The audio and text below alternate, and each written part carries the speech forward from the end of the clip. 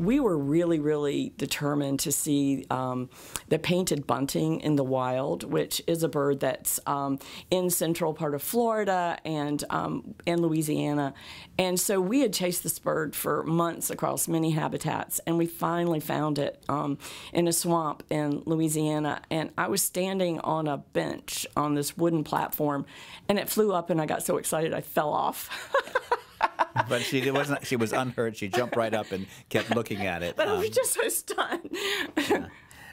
You know, there are a lot of different stories. There's another bird, the cerulean warbler, which is hard to see. And we have a whole chapter about him in our book. Because it's a bird that stays at the very top of the canopy. So we only got to see like a wing, you know, way up there, or you know, a backside, until we went to Texas, near Galveston, where the birds come flooding back in the springtime across the Gulf. And we just happened to be there one rainy day, a miserable day, which is good for birding in the sense that it was working against the birds coming back across the Gulf.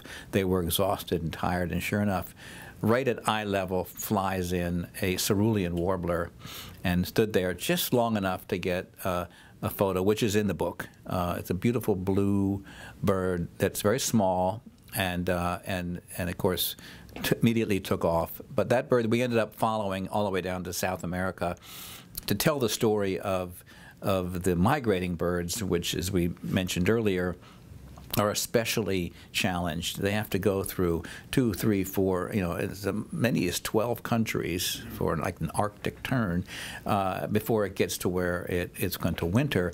And each of those countries has a different rule or level of protection or even interest in birds. So it's a real challenge to be a migrating species. And then when it comes back to North America, it lives all the way up through like the New Hampshire and Maine and those parts, and it has different places that it lives all through the forest. Cerulean, yeah. Yeah, the cerulean.